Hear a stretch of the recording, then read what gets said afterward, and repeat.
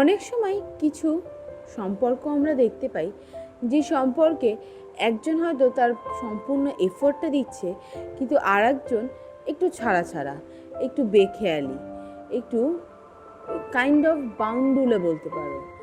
সেক্ষেত্রে কি করা যাবে? যে একজন মন প্রাণ সব দিয়ে ভালোবাসে, আর একজন সে ভালোবাসে না তা নয়, অবশ্যই ভালোবাসে, কিন্তু সে ভালোবাসার প্রকাশটা একদম অন্যরকম। যাদের মধ্যে ভীষণ ঘন ঘন ব্রেকআপ হয়, ঘন ঘন ঝামেলা হয়, তারা এক্স্যাক্টলি কোন পথটাকে অবলম্বন করবে, বা তারা কোন কোন জিনিসগুলোকে ফলো করে এই জিনিসগুলোকে হয় চাইলে ঠিক করে নিতে পারে, বা চাইলে হয়তো সেটাকে আরও খারাপ করে দিতে পারে। তো চলো দেখে নিই, কথা না বাড়িয়ে, যে পয়েন্টগুলো কি কি আছে। নাম্বার 1 পয়েন্ট, তোমার সাথে এরকম যদি হয় তাহলে বুঝে যাবে যে সে তোমাকে প্রায়োরিটি দিচ্ছে না। এরকম ইট মিনস সে তোমাকে কথা বলছে, ফোন করছে, নর্মাল সব কিছু চলছে, কিন্তু কি মনে হলো হঠাৎ করে হয়তো সে তোমাকে ফোন থেকে ব্লক করে দিল, সে তোমার ফোন রিসিভ করছে না। মানে এই যে জিনিসগুলো, এগুলো ভীষণই খারাপ। কারণ একটা সম্পর্কে উভয় প্রায়োরিটি প্রাপ্য প্রত্যেকটা মানুষের। তো সেক্ষেত্রে একজন যদি পায় এবং আর একজন যদি দেখে যে এই রকমই হয়ে চলেছে, তাহলে কিন্তু কিছুতেই এটা হবে না। বুঝা গেল? নাম্বার 2, তুমি যদি দেখো সে তোমাকে ইগনোর করছে বা সে তোমার ফোন কলে বিরক্ত হচ্ছে, তাহলে একটা জিনিস সবসময় মাথায় রাখবে যে সে তোমাকে কিন্তু অপশন হিসেবে রেখেছে, তার আগে নয়। তো অপশন হিসেবে যেটা রাখা হয়েছে, যাকে রাখা হয়েছে, সে কি বুঝতে পারছে যে তাকে অপশন হিসেবে রাখা হয়েছে?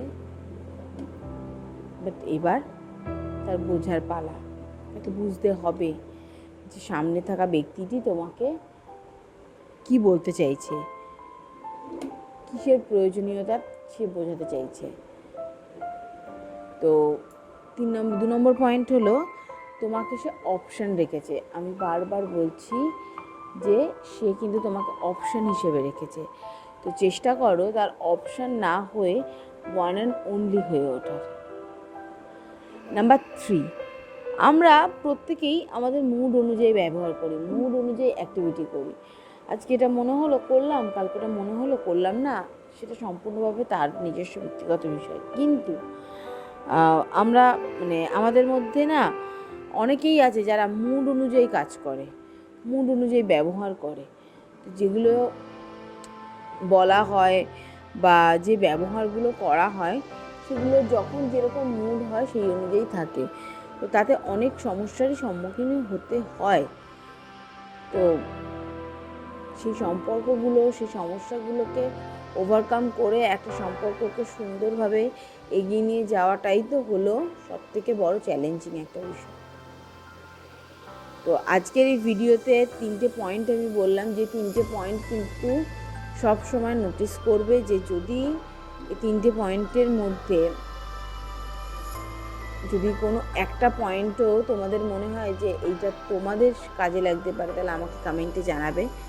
এবং আমাকে কিন্তু চ্যানেলটা সাবস্ক্রাইব করতে ভুলবে না। ভালো লাগলে একটা লাইক, কমেন্ট, শেয়ার অবশ্যই করে দেবে।